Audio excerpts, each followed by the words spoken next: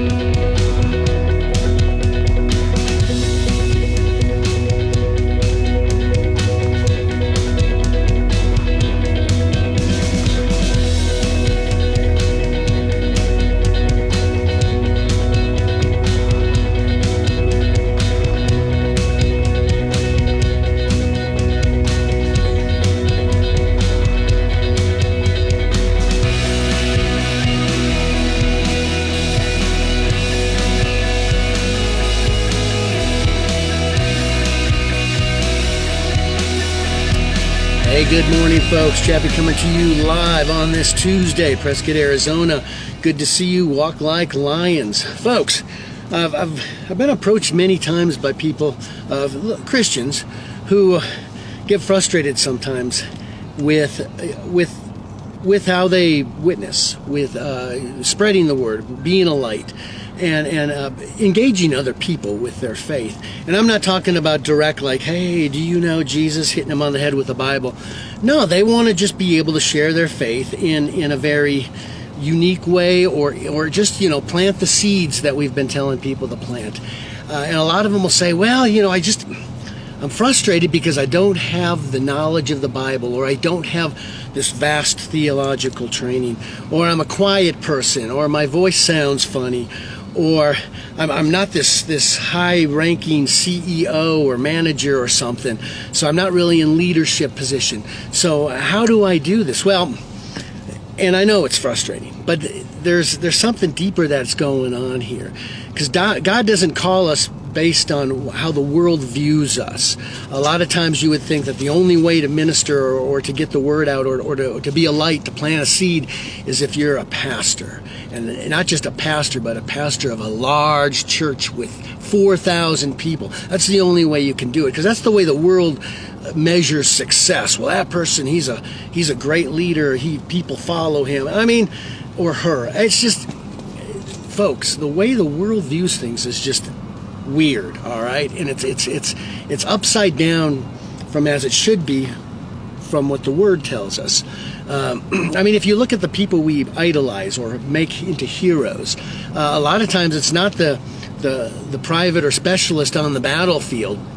They're not heroes. It's Marvel comic books. Those are the heroes. Or it's so backwards the way we view things, because man looks at the outward appearance. All right, and that's how we measure everything. Wow, that's a good-looking person. Of course, I'm going to buy that shirt because that's a good-looking person. Of course, they speak for everybody.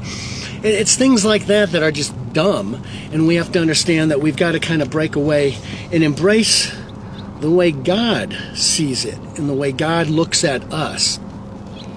And the story I want to use today comes from 1 Samuel, and it's the story of the anointing of David to become king.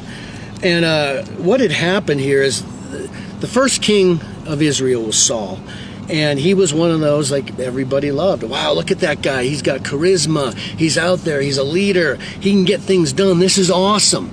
Let's make him king. And they do, and it was kind of a big mistake. Saul failed badly. So, and I'm going to go through a few verses here. And I'm going to jump around because you got to understand there's a lot here. It's a long chapter. So 16:1 starts, "The Lord said to Samuel, 'How long will you grieve over Saul, since I have rejected him from being king over Israel? Fill your horn with oil and go. I will send you to Jesse the Bethlehemite, for I have provided for myself a king among his sons. So we have Samuel head over to the house of Jesse with the instructions, hey, go anoint the next king. The thing is when he gets there, Jesse has 7 or 8 sons. David was one of them, but has 7 sons. And he goes up and he says, Jesse, hey, let me see your sons. I'm going to anoint them as king. And of course, those days, I mean, it's got to be the oldest, right? It's got to be the most experienced. So basically, the first son comes by. And in verse 7, when they came, he looked on Eliab and thought, surely the Lord's anointed is before him. But the Lord said to Samuel, do not look on his appearance or on the height of his stature, because I have rejected him. For the Lord sees not as man sees. Man looks on the outward appearance, but the Lord looks on the heart. So you see, the first son comes, I mean, all these guys were like military dudes. They were, I mean, you'd think they hung out at Planet Fitness all day long. They lifted, they were buff, they looked like, yeah, this is a king. This is solid. They had charisma as they approached him. They were like the idea specimens for kings. And the Lord's like, nope, not him, not him. And Samuel's dumbfounded. He was like, what do you mean, Lord? This guy looks like a king.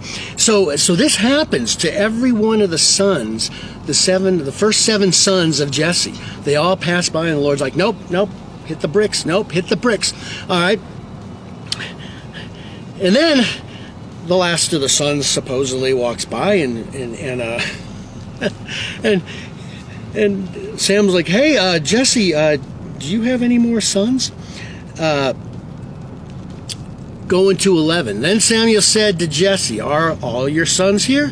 And he said, well, there remains yet the youngest, but behold, he is keeping the sheep. And Samuel said to Jesse, send and get him, for we will not sit down till he comes here. And he went and brought him in. Now he was ruddy and had beautiful eyes and was handsome. And the Lord said, arise, anoint him, for this is he. So here's the youngest son. He's just a kid. I mean, it said he was handsome, got it, all right. He was ruddy. He's probably a little scrawny. He was out, he's taking care of the sheep. I mean, he's the one that's doing that. The rest of the son's probably in the military. And that's the one God says to choose.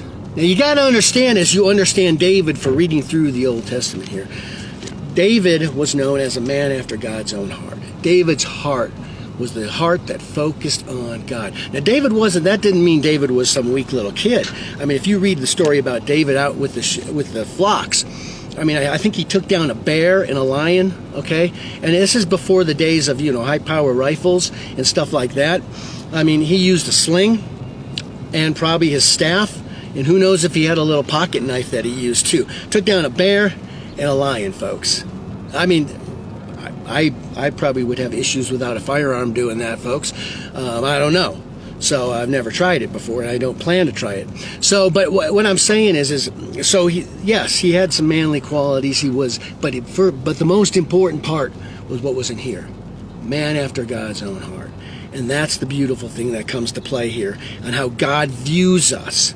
So yeah, you might not be this great theologian, this pastor of 1,000 churches, this big executive who wears suits all day, CEO. You may not be any of those things. But guess what? If your heart is right with God, you know what's gonna happen? God's gonna use you because your heart's right with God. He's gonna use you, and your ministry, your efforts to plant seeds and show forth Christ are gonna be anointed by God. You're gonna go forth and you're gonna make those connections that you need. Last verse that I want to share comes from Timothy. And Timothy was just this young kid. Paul identified him as having a heart after God's own heart, and was kind of training him, mentoring him.